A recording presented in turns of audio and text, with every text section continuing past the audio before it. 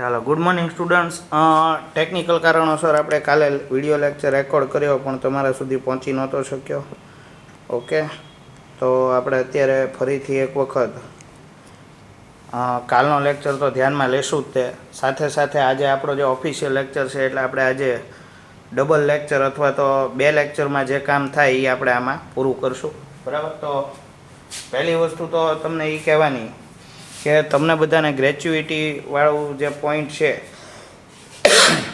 એની થિયરીવાળો video છે એ તમે જોયો હશે. છતાંય એક વખત તમને યાદ કરાવડાવી દઉં કે ગ્રેચ્યુઇટી પહેલાં તો શું છે એ તમે ફરીથી એક વખત યાદ રાખી લો. તો ગ્રેચ્યુઇટી છે એ એક પ્રકારનો નિવૃત્તિ વખતે નિવૃત્તિની રકમ છે. બરાબર. પહેલું એ વસ્તુ શું છે? નિવૃત્તિની રકમ. હવે ગ્રેચ્યુઇટી છે એ તમને કઈ રીતે મળી શકે? તો કે નોકરી શરૂ હોય ત્યારે મળી શકે. ઘણા બધા કારણોસર હોય. બરાબર. કર્મચારી છે એને માંદગી હોય, બાળકોનું ભણતર હોય, ભણતર અથવા લગ્ન. બરાબર. પછી મકાન બનાવવા અંગે કોઈ પણ જરૂરિયાત હોય. તો આવા બધા કારણોસર ઘણીવાર કર્મચારીને ગ્રેચ્યુઇટી નોકરી શરૂ હોય ત્યારે જ મળી જતી હોય. તો આવી પરિસ્થિતિમાં ગ્રેચ્યુઇટી કેવી છે? કરપાત્ર છે. બરોબર. બીજી વસ્તુ, નિવૃત્તિ અથવા મૃત્યુ. એટલે કે નિવૃત્ત થઈ જાય કર્મચારી અથવા તો એનું મૃત્યુ થઈ જાય તો એ પરિસ્થિતિમાં જો ગ્રેચ્યુઇટી મળે તો અહીંયા આગળ 2 પ્રકારની વસ્તુ આવે. એક તો સરકારી કર્મચારી અને એક આવે ખાનગી કર્મચારી. એટલે કે સરકારી સિવાયના બધા ખાનગી કર્મચારી કહેવાય. બરોબર. સરકારી કર્મચારીને મળતી ગ્રેચ્યુઇટી કેવી છે? તો કે કર મુક્ત છે. કેવી છે? કર મુક્ત. જ્યારે ખાનગી કર્મચારી હોય એની ગ્રેચ્યુઇટીમાં 2 કેટેગરી પડે પાછી. જો ખાસ યાદ રાખજો, નોકરી શરૂ હોય ત્યારે કોઈ પણ પ્રકારનો કર્મચારી હોય એને ગ્રેચ્યુઇટી મળે તો કેવી થઈ જાય? કરપાત્ર. જ્યારે એ કરપાત્ર થઈ જાય તો કોઈ પણ ગણતરીની જરૂરિયાત રહે નહીં. એટલે એને લગતો દાખલો તમને કોઈ દી પૂછાય જ નહીં. એવો દાખલામાં કોઈ દિવસ એવી પરિસ્થિતિ નહીં આવે કે ભાઈ નોકરી શરૂ હતી અને ગ્રેચ્યુઇટી છે એ મળી ગઈ છે. બરાબર. તો એનો મતલબ એમ થયો કે નોકરી શરૂ હોય ત્યારનો દાખલો તમને પૂછે જ નહીં, કારણ કે એ કરપાત્ર હોય. તમને એમ કે પર્ટિક્યુલર આ વ્યક્તિ આ તારીખે આટલા વર્ષની નોકરી કરીને રિટાયર અથવા નિવૃત્ત થાય છે અને આટલા રૂપિયા ગ્રેચ્યુઇટી મળી, તો બધી જ કરપાત્ર થતી હોય તો કોઈ જગ્યાએ ગણતરી કરવાની જરૂરિયાત રહેતી નથી. તો એનો દાખલો પૂછાય નહીં. એ જ રીતે જો કર્મચારી નિવૃત્ત થઈ ગયો હોય અથવા તો એનું મૃત્યુ થયું હોય અને જો એ સરકારી કર્મચારી હોય તો એની ગ્રેચ્યુઇટી કરમુક્ત છે. આ વસ્તુ ખબર છે. તો ક્યાં કરપાત્ર છે ને ક્યાં કરમુક્ત છે એ બહુ ક્લિયર કટ કીધેલું. તો આમાં પણ કોઈ ગણતરી કરવાની જરૂરિયાત રહે નહીં. તો ગણતરીની જરૂરિયાત ક્યાં આવે? તો કે ખાનગી કર્મચારીમાં. એટલે દર વખતે ખાનગી કર્મચારી દાખલો છે હંમેશા એવું જ હોય કે કર્મચારી છે હંમેશા શું હોય? ખાનગીમાં કામ કરતો હોય. તો જ્યારે ખાનગી કર્મચારી હોય ત્યારે તમારે 2 વસ્તુઓ બની શકે. એક, 1972ના ગ્રેચ્યુઇટી કાયદાનું પાલન થતું હોય. અહીંયા પાલન ન થતું હોય એમ તમારે સમજવાનું. અહીંયા ગ્રેચ્યુઇટી કાયદો એપ્લિકેબલ થતો હતો નથી. કર મુક્તિ કઈ રીતે છે? નીચેનામાંથી જે ઓછું હોય તે. નીચેનામાંથી જે ઓછું હોય તે. બરાબર. આની પહેલા લેક્ચરમાં તમને આ બધું ડિસ્કસ કરેલું છે પણ છતાંય તમને એક વખત મને એમ થયું કે કહી દઈએ. પહેલો ક્રાઇટેરિયા કયો? તો કે 20 લાખ રૂપિયા. બીજો ક્રાઇટેરિયા કયો? તો કે મળેલ ગ્રેચ્યુઇટી. અને ત્રીજો ક્રાઇટેરિયા કયો?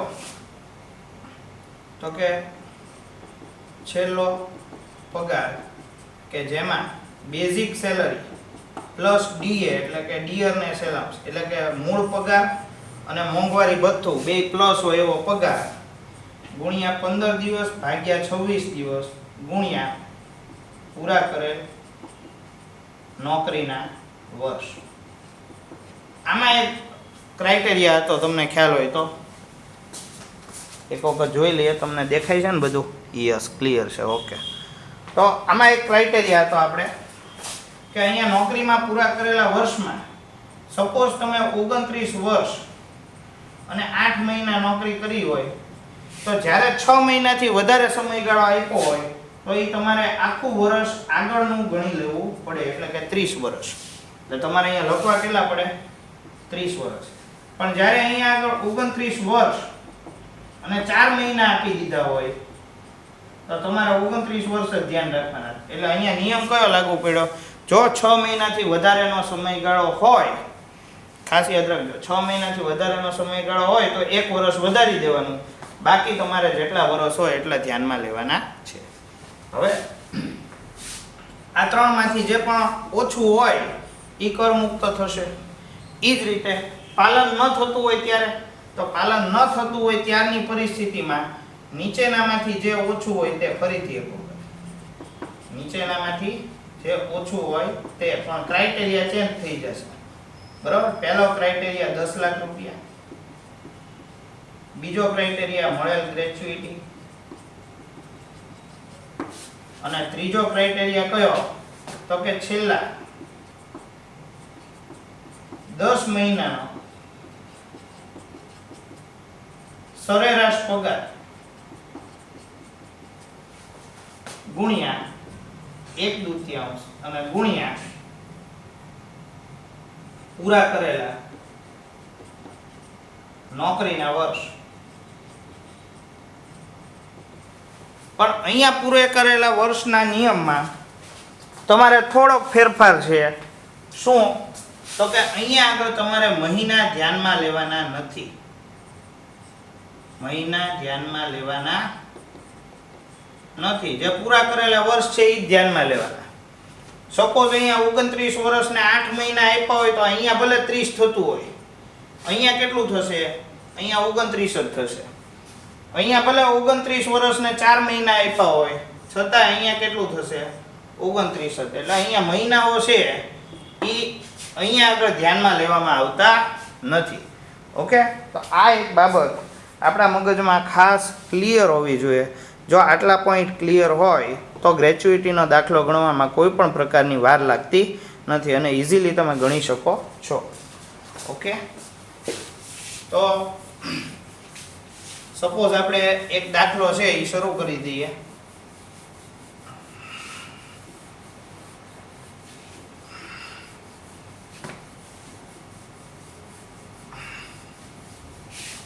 દાખલો ગણશો એટલે વધારે આ બાબતે તમને ક્લેરિટી મળી જશે.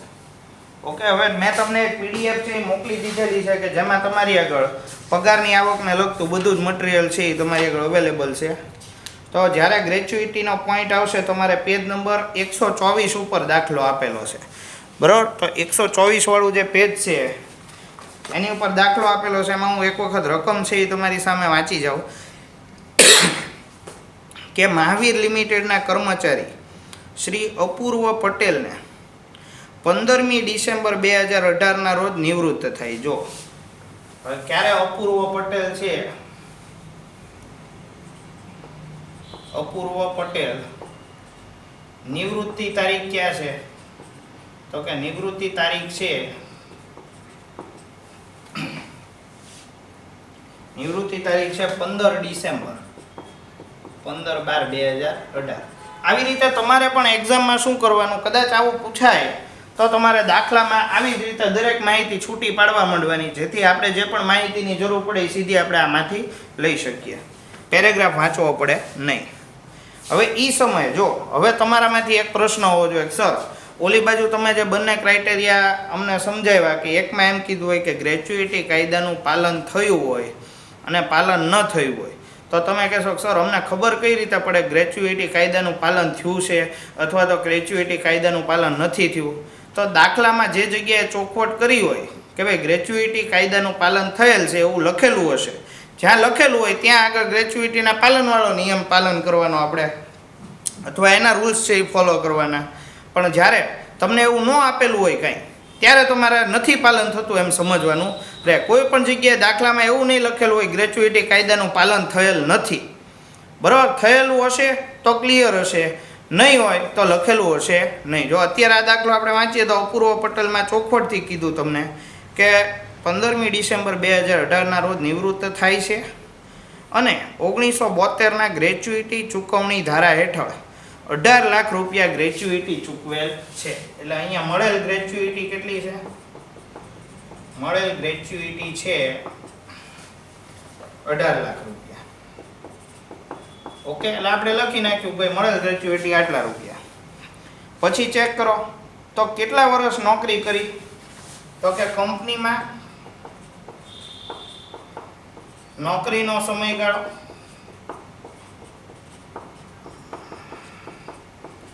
29 વર્ષ અને 8 મહિના આપી દીધા તમે.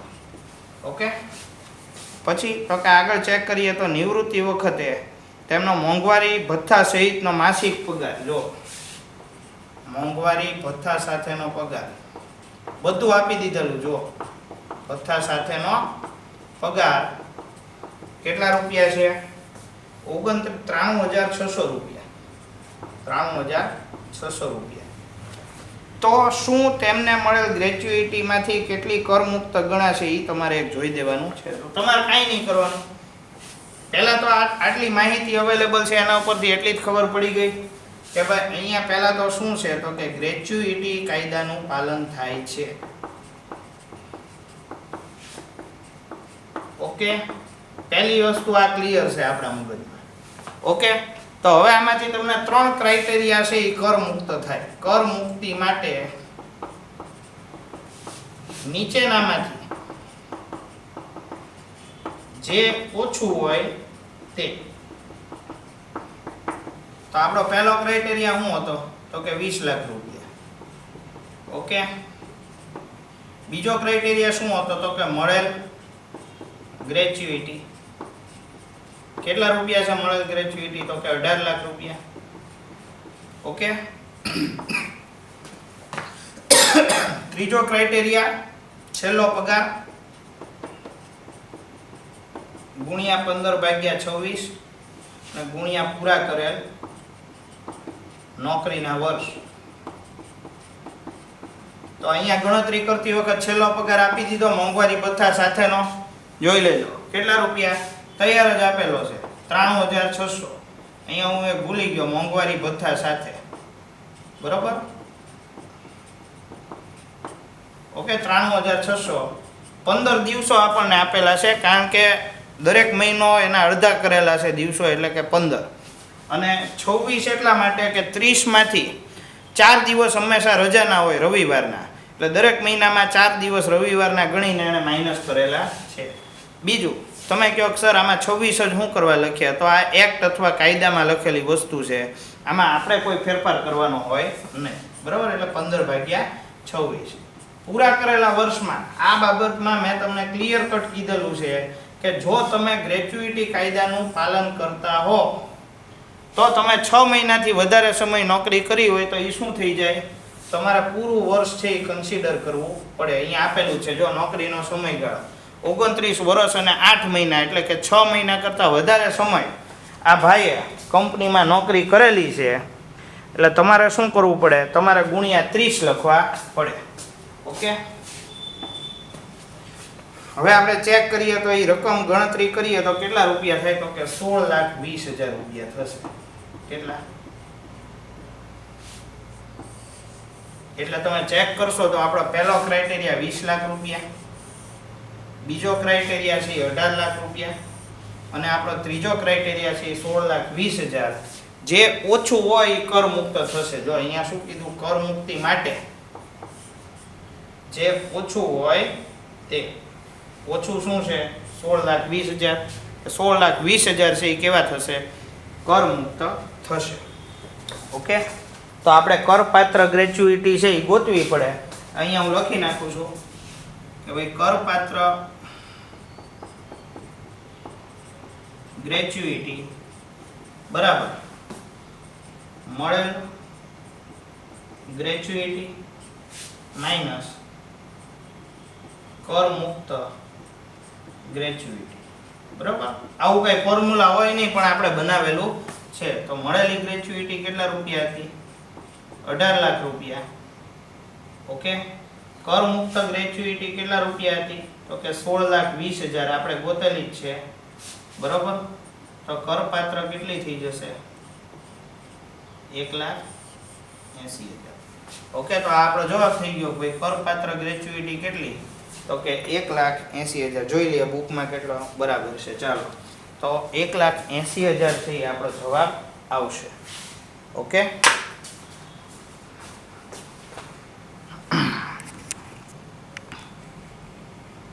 એક વખત જોઈ લ્યો તમે.